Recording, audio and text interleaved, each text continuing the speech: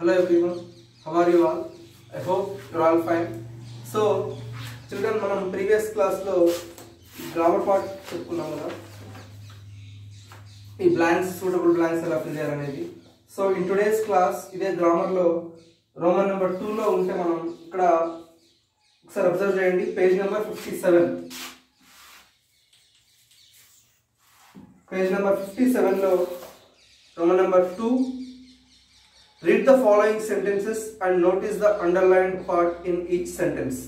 ఇక్కడ మనకి కొన్ని సెంటెన్సెస్ ఇచ్చాడు, ఆ సెంటెన్సెస్ లో కొన్ని పార్ట్స్ వరకు అండర్లైన్ చేశారంట. సో అవేంటో చూద్దాం. They turned the pages which were yellow and crinkly. So first ఆ సెంటెన్స్ ఒకసారి రాసుకుంటే మనకి ఈజీగా ఉంటుంది. They turned the pages.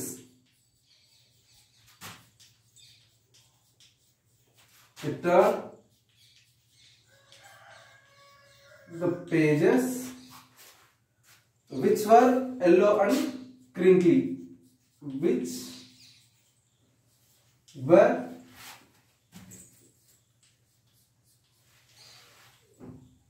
yellow and crinkly. So underline చేసిన పార్ట్ ఏంటి? From which to ఈ పార్ట్ వరకు అండర్లైన్ చేశారు. So this is the first sentence. Second sentence ఏముంది? It was awfully funny. It was awfully funny to read.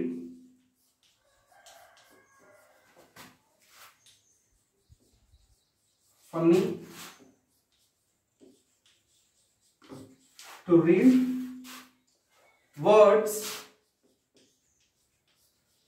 words that stood still,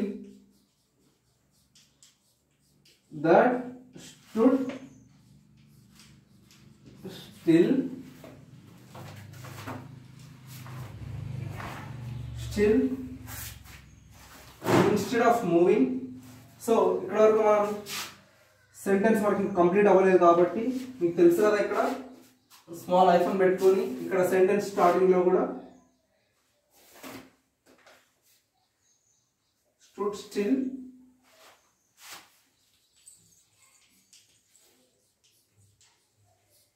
instead of moving the way,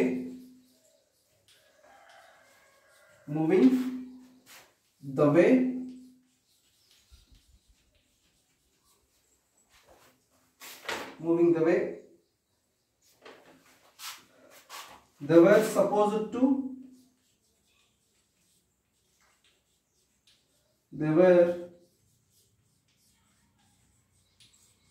supposed to on a screen.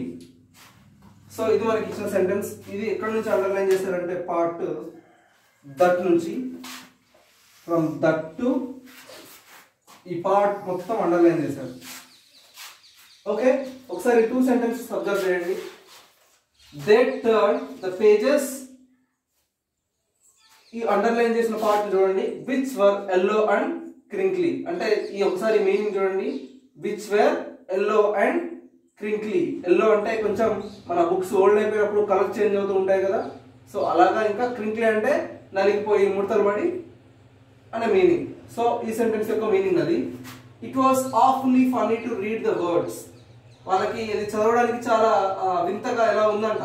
Awful అంటే మనం అనుకున్నాం కదా, to read the words that stood still. అంటే మనం ఇప్పుడు ఒక book లో ఒక లెసన్ ఇప్పుడు నేను చదువుతున్నాను కదా, చదువుతున్నప్పుడు మన ఇక్కడ ఈ బుక్ లో ప్రింట్ అయిన లెటర్స్ కానీ వర్డ్స్ కానీ అలానే ఉంటాయా, మూవ్ అవుతూ ఉంటాయా?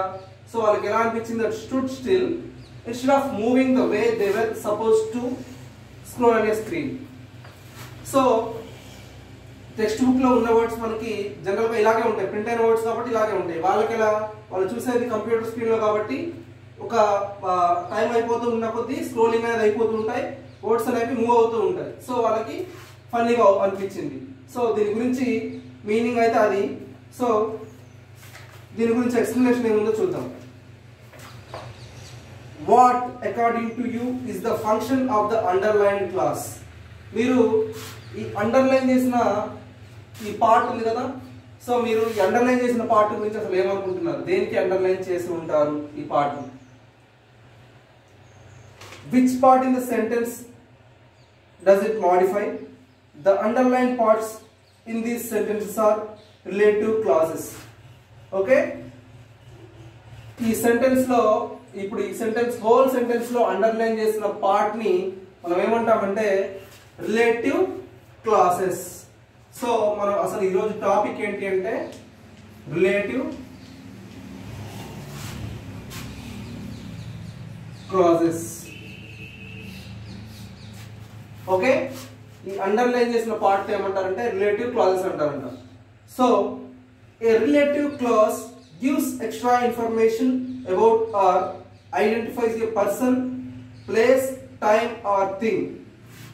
ఒక ఈ రిలేటివ్ క్లాజ్ అనేదంట ఒక పర్టికులర్ సెంటెన్స్ లో కానీ ఒక పర్టికులర్ సెంటెన్స్ లో ఒక మనిషి గురించి కానీ, ఇక్కడ చూడండి అబౌట్ ఆర్, దానికి అబౌట్ అంటే వాళ్ళ గురించి చెప్పడం, ఆర్ ఐడెంటిఫైస్ అంటే వాళ్ళని గుర్తించడం, ఏ పర్సన్ ఒక పర్సన్ అవ్వచ్చు, ఒక ప్లేస్ అవ్వచ్చు, time or thing. May it be person, place, time or anything. Relative clause యొక్క క్వాలిటీ ఏంటంట ఒక పర్సన్ గురించి కానీ, ప్లేస్ గురించి కానీ, టైం గురించి కానీ, ఒక థింగ్ ఏదైనా ఒక వస్తువు గురించి ఏం చెప్తుంది? ఇది డిస్క్రైబ్ చేస్తుంది అంటే దాని గురించి తెలియజెప్తుంది, ఆర్ ఐడెంటిఫై చేస్తుంది.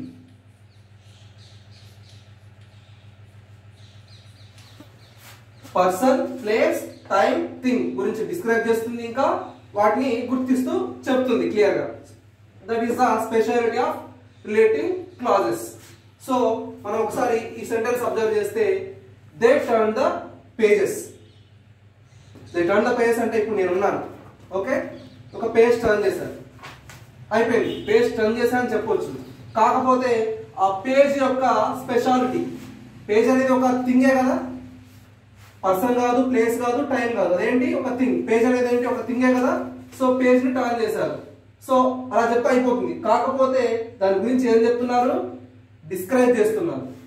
డిస్క్రైబ్ ఏం చెప్పారు? Which were yellow and crinkly. దాంట్లో ఉన్న స్పెషాలిటీని చెప్పారా లేదా? మనకి జస్ట్ పేజ్ టర్న్ చేశారని చెప్తే సరిపోయేది.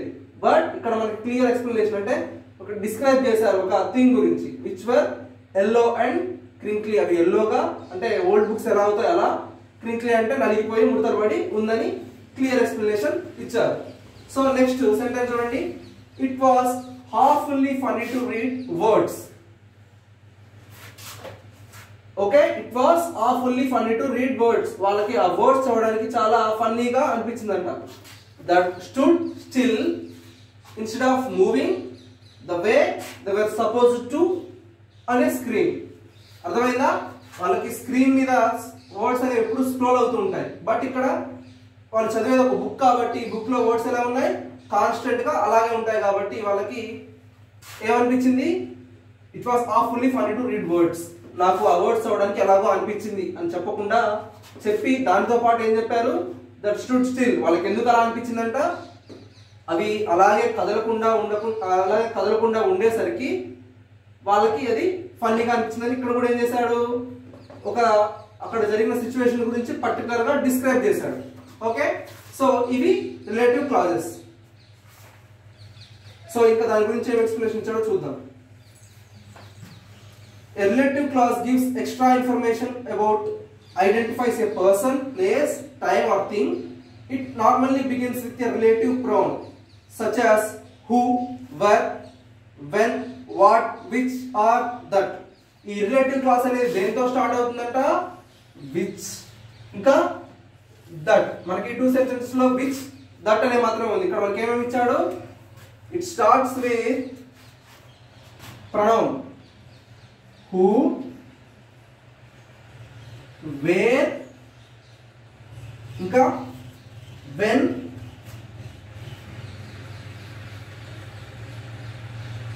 what, which,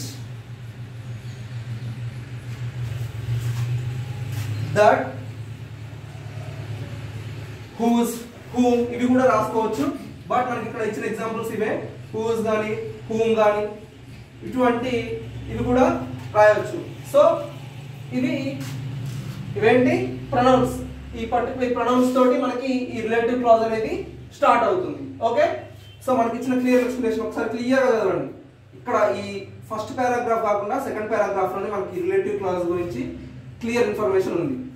A relative clause gives an extra information about or identifies. ఒక సెంటెన్స్ ఒక థింగ్ గురించి మనం చెప్పేటప్పుడు మనకి ఎక్స్ట్రా ఇన్ఫర్మేషన్ అనేది వస్తుంది. అంటే దాంట్లో ఉన్న క్వాలిటీ ఏంటి, లేకపోతే దాంట్లో ఉన్న స్పెషాలిటీ ఏంటి అనేది, లేకపోతే ఒక పర్సన్ గురించి, ఒక ప్లేస్ గురించి, ఒక టైం గురించి, థింగ్ గురించి మనకి ఎక్స్ట్రా ఇన్ఫర్మేషన్ అనేది ఇస్తుంది. It normally begins with relative pronoun. ఒక రిలేటివ్ ప్రొనౌన్ తో ఆ రిలేటివ్ క్లాజ్ అనే వర్డ్ మనకి ఆ సెంటెన్స్ అనేది స్టార్ట్ అవుతుంది. ఈ సెంటెన్స్ లో మనకి విచ్ తో స్టార్ట్ అయింది. ఈ సెంటెన్స్ లో it started with that. Okay, who, where, when, ఇంకా which, what, that. It functions like adjectives. It is also known as adjective clause. మనం ఇప్పుడే చెప్పుకున్నాం కదా, ఇందులో ఉన్న ఈ థింగ్ లో ఉన్న క్వాలిటీని ఎక్స్ప్లెయిన్ చేసేదాన్ని ఏమంటాం మనం? యాడ్జెక్టివ్ అంటాం కదా. ఒక క్వాలిటీ ఏదైనా ఒక థింగ్ లో కానీ, ఒక ఇక్కడ మనకు ఉన్న ఈ ఫోర్ ఉన్నాయి కదా, ఈ ఫోర్ యొక్క క్వాలిటీని తెలియజేసేదాన్ని ఏమంటాం మనం? We generally call it as adjective. So మనం దీన్ని రిలేటివ్ క్లాజెసే కాదు, యాడ్జెక్టివ్ క్లాజెస్ కూడా అని పిలుచుకోవచ్చు. ఓకే, ఎందుకంటే ఇక్కడ కూడా మనకి వాటిలో ఉన్న క్వాలిటీని ఎక్స్ప్లెయిన్ చేస్తున్నారు కాబట్టి we can call them as adjective clauses. ఇంకా మీకు రిలేటివ్ అంటే ఏంటి అసలు? మీరు జనరల్ గా మా రిలేటివ్స్ వస్తున్నారు అని అంటారు కదా. రిలేటివ్స్ అంటే ఎవరు? దగ్గర సంబంధికులు, చుట్టాలు. అంటే మీతో వాళ్ళకి ఏదో విధంగా ఒక రిలేషన్ అయితే ఉంది కదా. అంటే మీ పేరెంట్స్, మీ మదర్ సైడ్ అవ్వచ్చు, ఫాదర్ సైడ్ అవ్వచ్చు, లేకపోతే మీ గ్రాండ్ మదర్ సైడ్ అవ్వచ్చు, ఎట్నుంచో మీకైతే ఒక రిలేషన్ అయితే ఉంది. సో దాని యొక్క ఈ సెంటెన్స్ యొక్క కంప్లీట్ రిలేషన్ చెప్పడానికి ఈ రిలేటివ్ క్లాజెస్ ని యూజ్ చేస్తాం. ఓకే, సో ఇక్కడ దాని కింద మనకి ఒక 3 సెంటెన్స్ ఇచ్చాడు ఏబిసి అని. Now read the following sentences and underline the relative clause. ఇక్కడ మనకి 3 సెంటెన్సెస్ ఇచ్చాడు. ఆ 3 సెంటెన్సెస్ ని చదివి ఏం చేయమంటున్నాడు? అక్కడ ఉన్న రిలేటివ్ క్లాజ్ ని అండర్లైన్ చేయమంటున్నాడు. So first all of you take your pencil.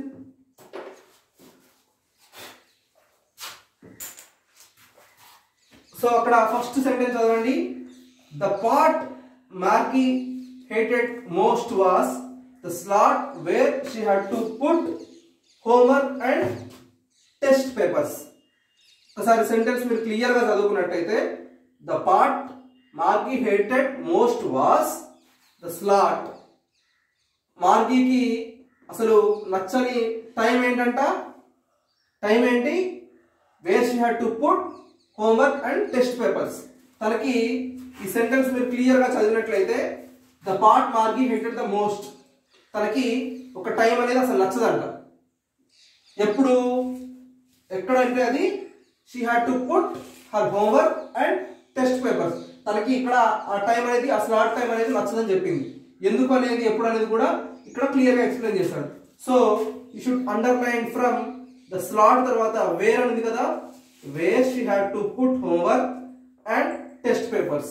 So అక్కడ నుంచి లాస్ట్ సెంటెన్స్ కంప్లీషన్ వరకు అండర్లైన్ చేయండి. సో వేర్ అనే రిలేటివ్ ప్రొనౌన్ తో ఆ రిలేటివ్ క్లాస్ స్టార్ట్ అయింది.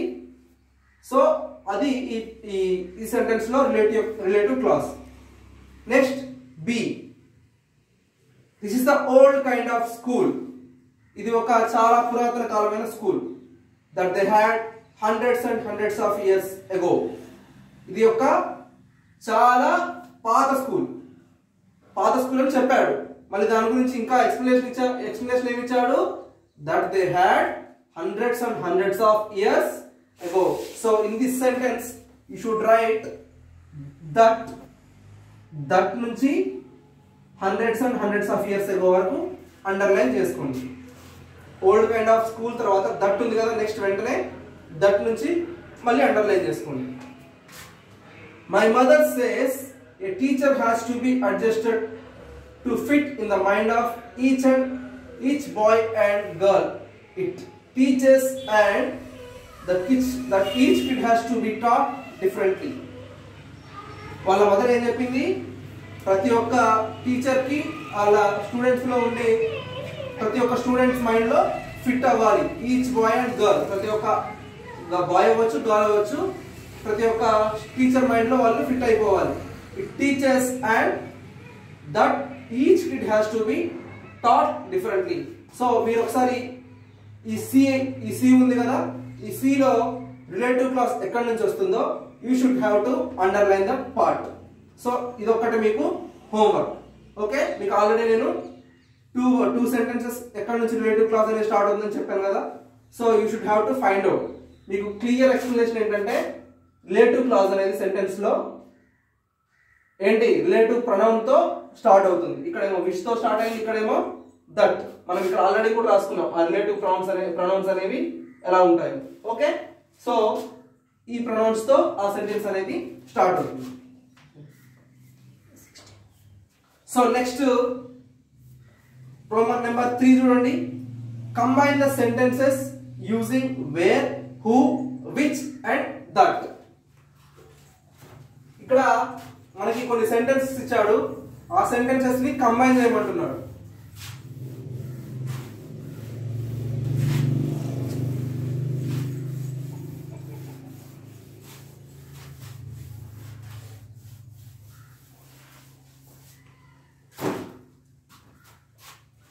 Combine the sentences using where,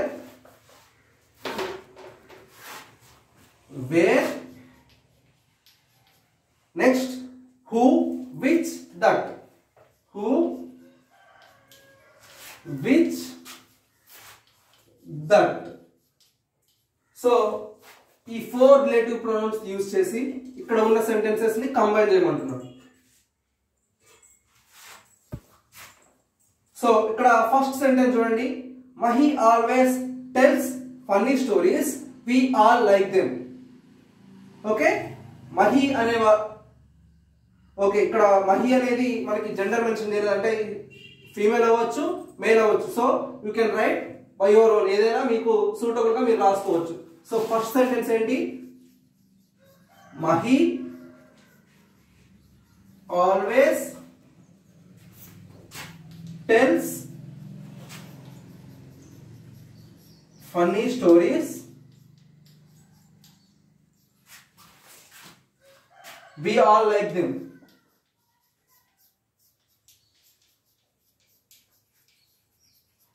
so Mahi అనే వ్యక్తి అంటే మహి అనే వాళ్ళు ఒక ఫన్నీ స్టోరీస్ చెప్తారంట, వి ఆల్ లైక్ దెమ్. ఇప్పుడు ఈ క్లాస్ లో మహి అనే వాళ్ళు ఒక టీచర్ అవ్వచ్చు.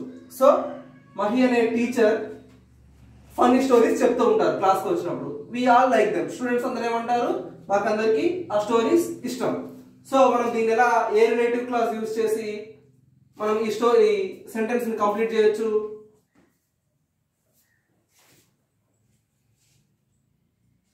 సో ఫస్ట్ మనం ఏం చేద్దామంటే ఈ సెంటెన్స్ ని మనం ఇక్కడ ఉన్నది ఇక్కడే ఇలాగే రాయాలి, దీనికి రాయాలని లేదు.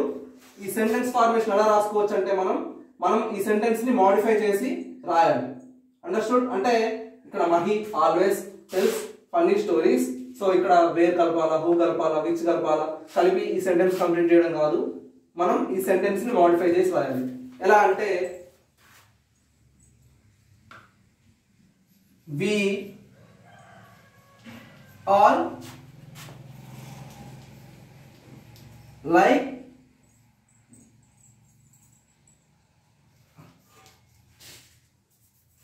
we all like the stories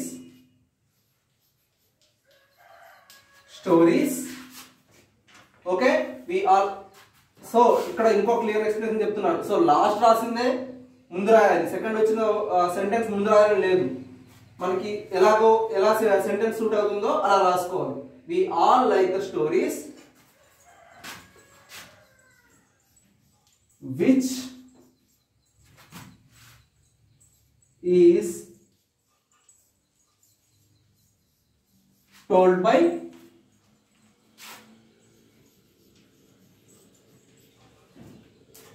Mahi. We all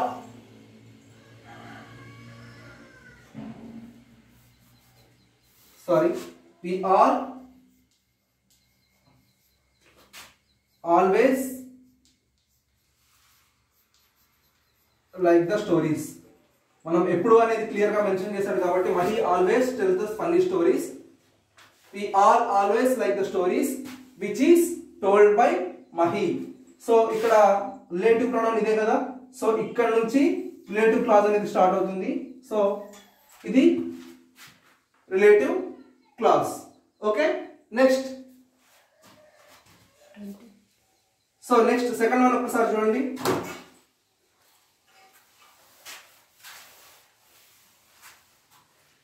Look at the second one. So direct ఇక్కడ Dolly ate all the biscuits. I bought them for Chandu. Okay, ఇక్కడ మీరు క్లియర్ గా ఇది Dolly ate all the biscuits. Dolly అనే అమ్మాయి చందు కోసం తీసుకొచ్చిన chocolates మొత్తం తినేసిందంట.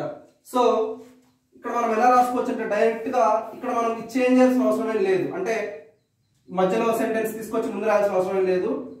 Dolly ate all the biscuits. So ఇది ఆన్సర్ సెకండ్ దానికి డైరెక్ట్ ఆన్సర్ ఇది. Dolly ate all the biscuits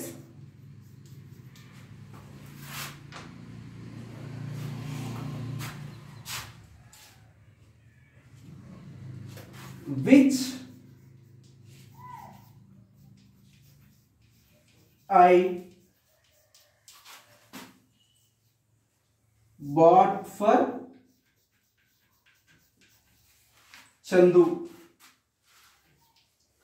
so ఇందులో ఈ సెంటెన్స్ లో రిలేటివ్ క్లాస్ ఎక్కడ నుంచి స్టార్ట్ అవుతుంది? Dolly ate all the biscuits. ఇక్కడ మీరు ఈ సెంటెన్స్ లో కూడా అబ్జర్వ్ చేయాల్సింది ఏంటంటే we always like the stories.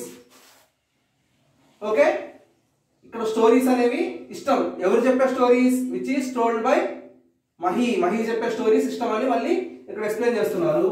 Dolly ate all the biscuits. Dolly అన్ని బిస్కెట్స్ తినేసింది. ఎవరికి తీసుకొచ్చినవి? Which is bought for Chandu. So which అనే రిలేటివ్ ప్రొనౌన్ తో ఈ సెంటెన్స్ స్టార్ట్ అయింది, relative clause. So it ended with Chandu. So ఇంకా రిమైనింగ్ 3 సెంటెన్సెస్ ఉన్నాయి. సో ఫిఫ్త్ వన్ చూడండి. Divija gave me A camera, it was not working అనే దానికి ఆల్రెడీ ఆన్సర్ ద అనే వర్డ్ తో స్టార్ట్ చేశాడు. సో అంటే మీకు చెప్పింది ఏంటంటే ఈ వర్డ్ పర్టికులర్ గా ద అనే వర్డ్ తోనే స్టార్ట్ అవుతుంది అని చెప్పాడు. సో మీరు ఈ ఇక్కడ నేను విచ్ అని మనకి ఫస్ట్ 2 సెంటెన్సెస్ విచ్ అనే వర్డ్ తోనే స్టార్ట్ అయ్యాయి రిలేటివ్ ప్రొనౌన్స్. ఇంకా మీకు వేర్, హూ, విచ్ అంటే ఇందులో ఖచ్చితంగా ఏదో ఒకటి రావడం లేదు. మీకు ఏది సూటబుల్ అనిపిస్తే అది రాయండి. అది కరెక్టో కాదు, లేకపోతే మీకు ఎంతవరకు అర్థమైందో దాన్ని బట్టి నేను మళ్ళీ ఒకవేళ కరెక్ట్ అర్థమైంది అనుకోండి, okay very good. So if you can't understand I will try to tell you again. Okay, so ఇది మీకు ఇచ్చే వర్క్. సో ఇంకా దీన్ని బట్టి మీకు కింద ఫాలోయింగ్ సెంటెన్సెస్ ని రిలేటివ్ సూటబుల్ క్లాసెస్ తో రాయమన్నాడు. సో మీరు దీన్ని రాసే హోంవర్క్ ని బట్టి I will tell you the next class. Okay, so we will meet in the next class the same topic. Okay, bye.